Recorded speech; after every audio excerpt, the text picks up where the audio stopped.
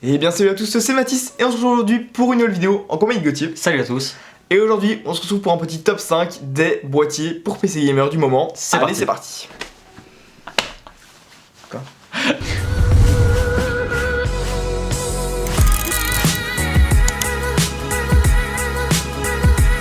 Avant de commencer cette vidéo, on tenait à vous parler de utip.io. Donc voilà, c'est une façon tout simplement de nous soutenir gratuitement et donc en regardant des publicités. T'en avais parlé il y a pas longtemps. Ouais. Donc voilà, comment ça fonctionne exactement? Donc en gros, Utip c'est une plateforme sur laquelle à la base en fait vous pouvez faire des dons un peu comme Tipeee, mais il y a également une fonctionnalité super intéressante qui est de pouvoir regarder une pub afin de ramener de l'argent à son youtubeur. Donc c'est 5 centimes par pub et vous pouvez regarder jusqu'à 3 pubs par jour. Et donc c'est vrai que voilà, si tout le monde le faisait tous les jours, il y aurait moyen vraiment d'avoir pas mal d'argent. Et avec tout cet argent, on va pouvoir par exemple financer le prochain épisode de la vidéo Est-ce que les marques dans un lac ou même du nouveau matériel, etc. Voilà. Et puis c'est gratuit pour vous, donc si vous voulez le faire, il n'y a pas de souci. Vous pouvez d'ailleurs même nous laisser un petit message à la fin et il y a également moyen de miner du bitcoin, enfin miner voilà, une monnaie pour contribuer, pour nous aider. Voilà, je tiens à dire qu'on lit tous les messages, malheureusement on peut pas y répondre, c'est compliqué, mais en tout cas on les lit.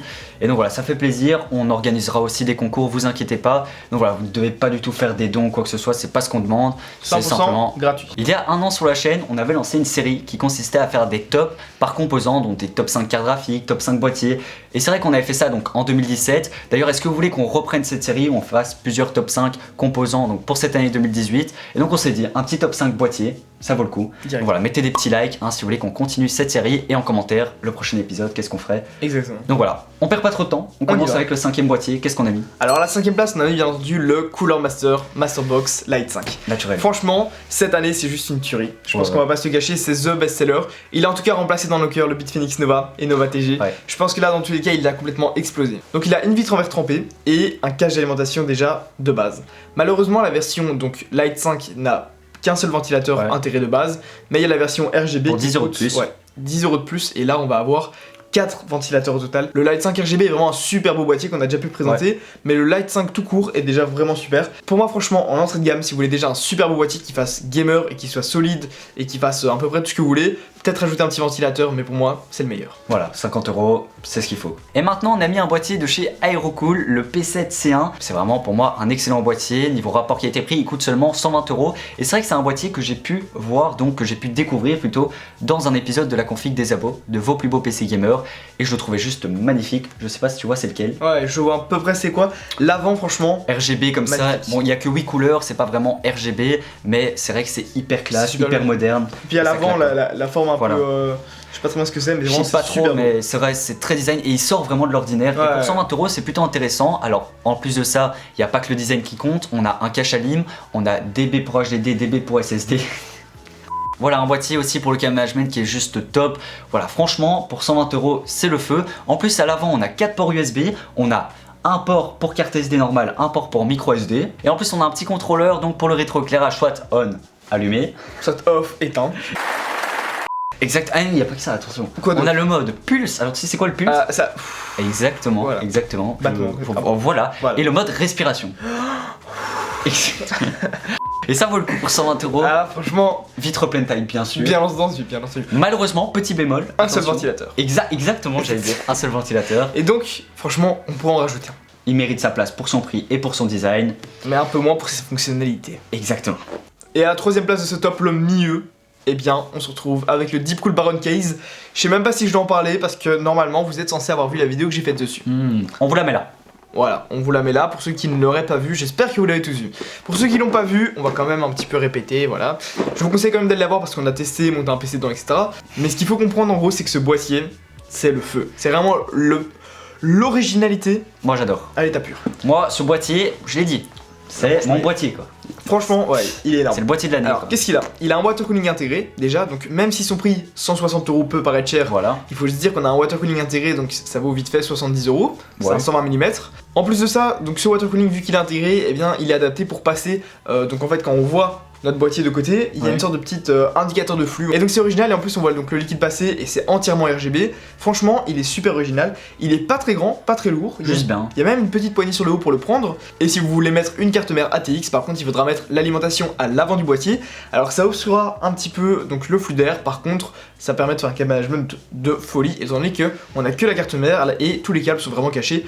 Franchement, ce boîtier, ouais, c'est le feu. De retour chez Cooler Master avec le Master Case H500P. C'est un boîtier que vous nous avez énormément conseillé. tout le monde l'a dit quoi. Voilà, tout le monde, il est passé, le boîtier est sorti, tout le monde était au courant quoi. C'est vrai que c'est quand même un beau boîtier, il coûte tout de même 130 €, mais le design futuriste, un peu style Star Wars. Magnifique. Voilà, c'est vrai qu'il est beau. Et à l'avant, on a ces deux gros ventilateurs de 200 Énorme, mm. énorme ventilateur.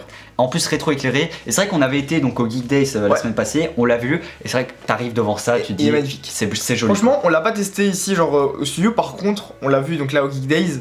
Ouais. Et là, les deux ventilateurs, franchement, ils sont énormes quoi. Au niveau du flux d'air, ça fait rentrer Et plein en d'air plus à c'est l'avant. silencieux, donc C'est super beau. pourquoi pas quoi. En plus il y a la possibilité d'ajouter un water cooling allant jusqu'à 360 mm.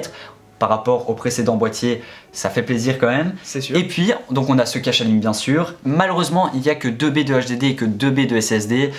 Enfin, Ça va. ça va, c'est peut-être un petit point négatif. À part Jacouille qui a ses 5 HDD, pour la plupart Oui, des gens, ça ira. C'est vrai qu'en 2018, ça devrait Ça aller. devrait aller, ça devrait aller. C'est vrai que cette vidéo, ça fait peut-être un petit peu téléachat, mais ce qu'il faut comprendre, c'est que vraiment, c'est le top que vous nous avez conseillé. Ouais. C'est aussi notre top à nous. Et en fait, voilà, il n'y a aucune marque qui nous a contacté ni rien. C'est vraiment juste Non, des c'est vrai. super beaux boîtiers qu'on veut vous conseiller. Et donc voilà.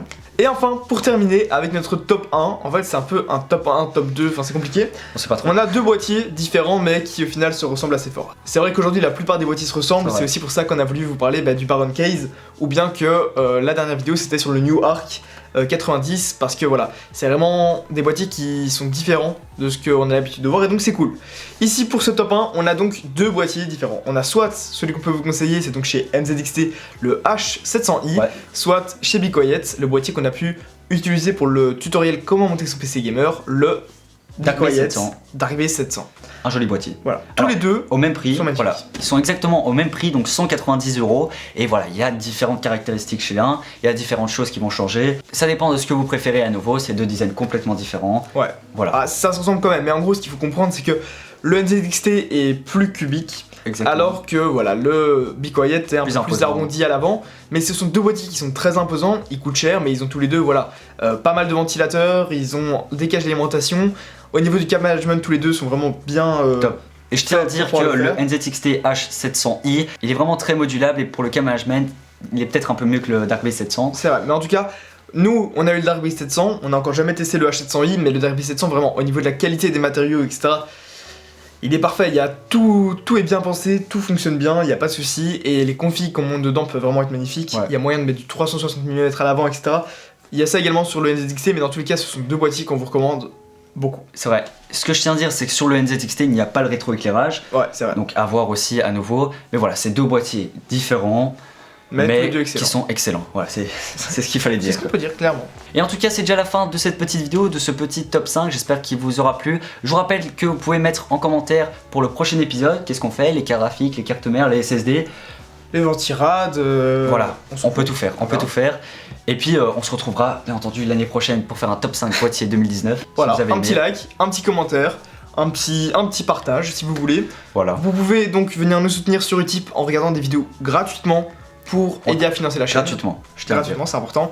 Les liens sont dans la description et puis les réseaux sociaux, bien entendu. Hein. Et j'espère en tout cas que vous avez trouvé votre boîtier. Voilà, clairement. Lequel avez-vous pris? Mettez ça en commentaire. Voilà. Donc on vous dit à la prochaine. Allez, à plus, c'était nous.